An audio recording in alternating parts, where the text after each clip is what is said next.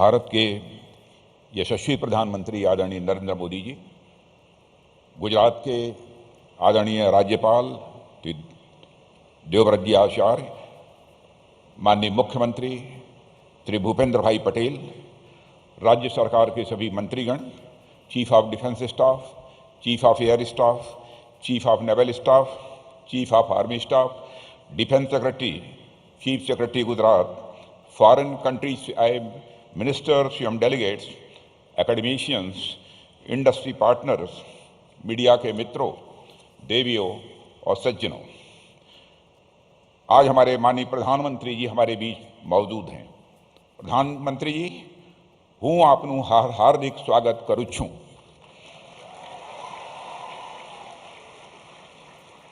Def expo 2022 के उद्घाटन समारोह के महत्वपूर्ण अवसर पर आपका हम सब के बीच होना हम सब के लिए बेहद प्रसन्नता का विषय है।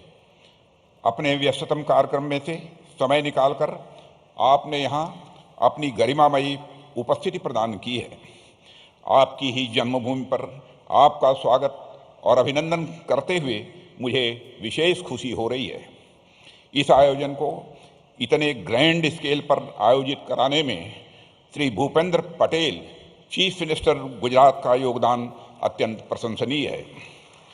माननीय प्रधानमंत्री जी, आपकी डायनेमिक लीडरशिप में भारत का रक्षा क्षेत्र पूर्ण समर्पण के साथ राष्ट्र गौरव के पथ पर तेजी से अग्रसर है।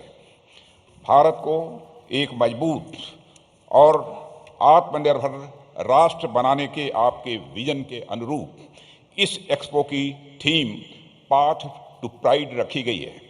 पाथ टू प्राइड इस एक्सपो की केवल थीम भर नहीं है, बल्कि एक नए भारत का एक नया उद्देश्य भी है।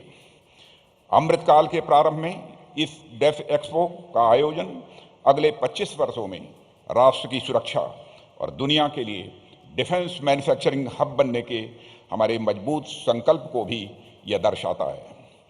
डिफेंस एक्सपो एक आकांक्षी भारत और आत्मनिर्भरता की ओर आगे बढ़ रहे भारत का एक विशिष्ट प्रतीक है। डिफेंस एक्सपो एक प्रतीक है राष्ट्र गौरव का, राष्ट्र की शक्ति का और राष्ट्र के संकल्प का। मुझे इस अगस्त गैदरिंग को यह बताते हुए बेहद खुशी हो रही है कि इस एग्जीबिशन में 1300 से अधिक इंडियन एग्जीबिटर्स अपनी लेटेस्ट टेक्नोलॉजी और प्रोडक्ट्स का प्रदर्शन भी कर रहे हैं। इस आयोजन की 80 से अधिक कंट्रीज के डिफेंस मिनिस्टर्स, सर्विस चीफ्स और ऑफिशियल्स भी भाग ले रहे हैं। इस तरह की विशाल भागीदारी भारत के उभरते बिजनेस पोटेंशियल में डोमेस्टिक एवं ग्लोबल बिजनेस कम्युनिटी के एक नए कॉन्फिडेंस का भी यह प्रमाण है। इंडियन डिफेंस इंडस्ट्री के बदलते सिनेरियो ने हमारे प्राइवेट सेक्टर को भी प्रभावित किया है और उन्होंने नई अपॉर्चुनिटीज को भी महसूस किया है। आज हमारे पास बड़े इंडस्ट्रियल हाउसेज हैं जो डिफेंस प्रोजेक्ट्स के लिए compete कर रहे हैं और बड़े इन्वेस्टमेंट्स भी करने के लिए वह पूरी तरह से तैयार हैं। प्रधानमंत्री जी, यहाँ जब मैं बड़े इंडस्ट्रियल हाउसेस की बात कर रहा हूँ तो इसका मतलब यह नहीं है कि हमारा ध्यान मीडियम, स्मॉल और माइक्रो इंटरप्राइज सेक्टर पर नहीं है। वास्तव में एमएसएमईज को स्पेशल इंसेंटिव्स प्रदान किए जा रहे हैं और आज हम डिफेंस सेक्टर में एमएसएमईज की भागीदारी में बहुत ही उत्साहजनक ट्रेंड देख रहे हैं। मित्रों, रिसर्च एंड डेवलपमेंट एक और महत्वपूर्ण क्षेत्र है जिसकी कमी के चलते प्राइवेट इंडस्ट्री अपनी पूरी क्षमता के साथ सामने नहीं आ पा रही थी। पर हमने यह अनुभव किया कि डिफेंस प्रोडक्शन में अगर हमें दुनिया में टेक्नोलॉजिकल लीडरशिप प्राप्त करनी है तो फ्रंटियर टेक्नोलॉजीज में हमें रिसर्च एंड डेवलपमेंट फंडिंग को सपोर्ट करने और पब्लिक प्राइवेट पार्टनरशिप को बढ़ावा देने की भी यह आवश्यकता है। टेक्नोलॉजिकल डेवलपमेंट फंड और इनोवेशन फॉर डिफेंस एक्सलेंस जैसे इंटरवेंशंस के माध्यम से हम इस दिशा में आगे बढ़ रहे हैं। मैं माननीय प्रधानमंत्री जी का ध्यान एक विशेष बात पर आकृष्ट करना चाहूँगा।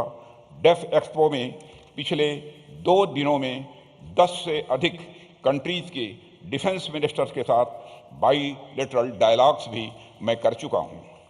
इसके अलावा भी दिल्ली या कहीं बाहर समय समय पर अलग अलग देशों के डिफेंस मिनिस्टर से मेरी बातचीत लगातार होती रहती है। इस दौरान मैंने देखा है कि दुनिया के अनेक देशों में हमारे defence goods, equipments, defence technology और मिलिट्री ट्रेनिंग व्यवस्था का बहुत बड़ा सम्मान है।